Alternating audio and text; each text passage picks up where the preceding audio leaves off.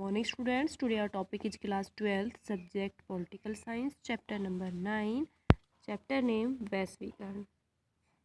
आज इस चैप्टर में जो हम टॉपिक करने वाले हैं वो वैश्वीकरण के लिए उत्तरदायी 3 कारण और उसके प्रतिरोध के लिए भी 3 कारण, यानी कि 3 तो उसके उत्तरदायी होने के कारण दिखाने हैं और 3 उसके प्रतिरोध के कारण दिखाने हैं। सबसे पहले जो उसके लिए उत्तरदायी 3 कारक हैं उनका वर्णन करेंगे। तो 20वीं शताब्दी के अंतिम दशक में संचार क्रांति ने समूचे विश्व की दूरियां कम कर दी और समस्त संसार को सार्वभौमिक ग्राम में परिवर्तित कर दिया। इस युग में एक नई विचारधारा का सूत्रपात हुआ जिसे वैश्वीकरण ग्राम में परिवर्तित कर दिया गया।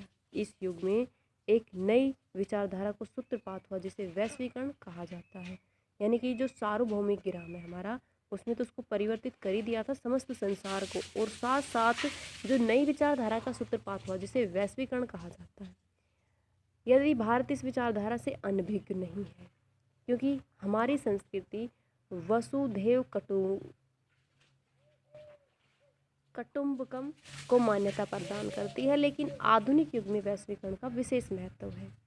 अध्ययनों से स्पष्ट भी होता है कि वैश्वीकरण तुलनात्मक लागत है, लेकिन आधुनिक युग में वैश्वीकरण का विशेष महत्व है। जो वैश्वीकरण की तुलनात्मक लागत लाभ के सिद्धांत का आधुनिक संस्करण है।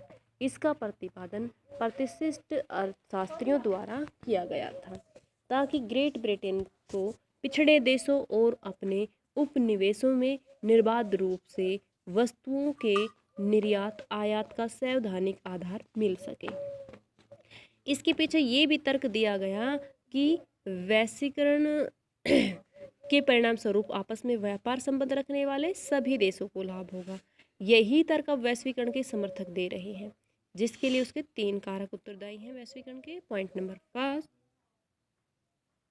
विश्व में बदलते हुए परिवेश में राष्ट्रों में परस्पर आत्मनिर्भरता बढ़ी है, जिसके कारण वैश्वीकरण का विकास हुआ है। पॉइंट नंबर 2, विकासशील देशों की अंतर्राष्ट्रीय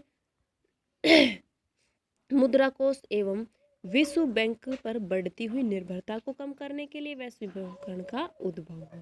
पॉइंट 3, विश्व में वर्तमान समय में हो रहे निरंतर विकास के एक साधन की आवश्यकता है जिसे वैश्वीकरण ने पूरा किया है।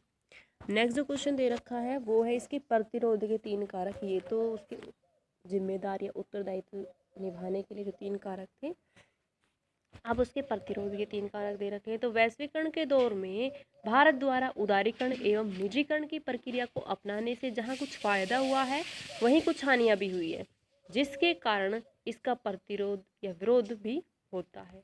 पॉइंट फर्स्ट, वैश्वीकरण का लाभ कुछ थोड़े से लोगों को हुआ है, जैसे कि देश के सभी लोगों को, विशेषकर गरीब तथा किसानों को इसका लाभ नहीं पहुंचा। इसी कारण समय समय पर कुछ किसानों द्वारा आत्महत्या जैसी खबरें आती रहती है। इसीलिए भारत में कुछ संगठनों एवं राजनीतिक दलों ने वैश्वीकरण की धारणा का विरोध किया है। पॉइंट नंबर 2, भारतीय कम्युनिस्ट पार्टी के महासचिव ने वैश्वीकरण का विरोध करते हुए कहा कि भारत पर वैश्वीकरण का बहुत नकारात्मक प्रभाव है। कृषि, उद्योग एवं दस्तकारी की कीमत पर घरेलू बाजारों को विदेशी कंपनियों के दोहन के लिए खोल दिया गया है। पॉइंट नंबर 3,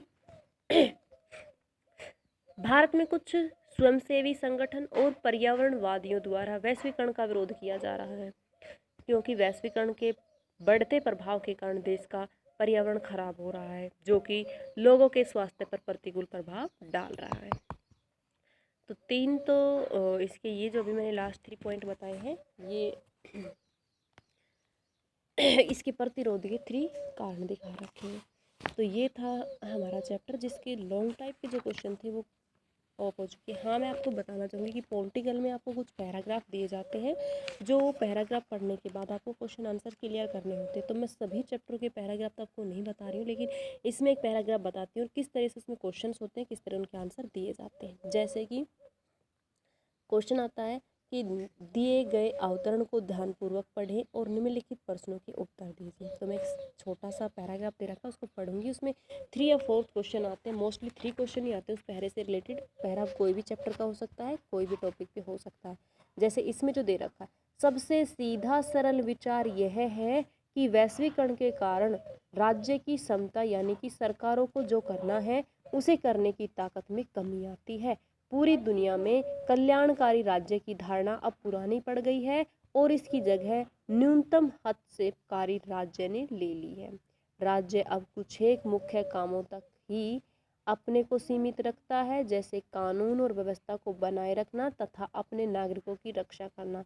इस तरह के राज्य ने अपने को पहले के कई ऐसे लोक कल्याणकारी राज्य की जगह अब बाजार, आर्थिक और सामाजिक प्राथमिकताओं को प्रमुख निर्धारक है।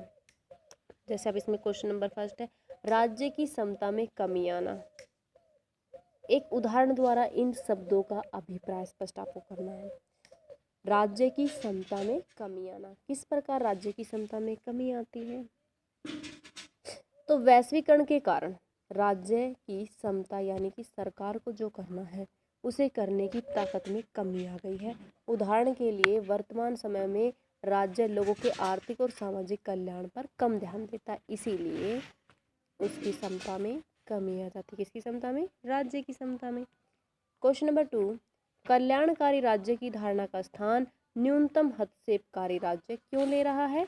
कल्याणकारी राज्य की धारणा का स्थान न्यूनतम हस्तक्षेपकारी राज्य ने इसलिए ले लिया क्योंकि राज्य कुछ एक मुख्य कामों तक ही सीमित अपने आप को सीमित रखता है, जैसे कानून और व्यवस्था को बनाए रखना तथा अपने नागरिकों की सुरक्षा करना। क्वेश्चन नंबर 3, बाजार किस प्रकार सामाजिक प्राथमिकताओं का मुख्य निर्धारक बन गया है? तो किस तरह से निर्धारक बन गया है? बाजार इस प्रकार का सामाजिक और प्राथमिकताओं का मुख्य निर्धारक बन गया है क्योंकि राज्य ने अपने को पहले से कई ऐसे लोक कल्याणकारी कामों से खींच लिया है जिनका लक्ष्य आर्थिक और सामाजिक कल्याण होता है। तो इस तरीके से आपको बहुत सारे पैराग्राफ दे रखे हैं इस चैप्टर में भी, और इससे पहले भी जो चैप्टर कराए हैं मैंने ऐसे पैराग्राफ आपको नहीं कराए हैं। तो बुक में जितने भी ऐसे पैराग्राफ है उससे रिलेटेड 3 जो क्वेश्चंस हैं वो आपको यहाँ पे क्लियर करने होंगे। ये चैप्टर आपका यहीं पे ऑफ होता है। इसके बाद हम नेक्स्ट चैप्टर है जो कि नेक्स्ट पार्ट नंबर 2 का स्टार्ट होगा हमारा, तो वो हम कल वीडियो में स्टार्ट करेंगे। तो आज के लिए इतना ही होगा जो आपको कंप्लीट लर्न करना। Thank you students, have a good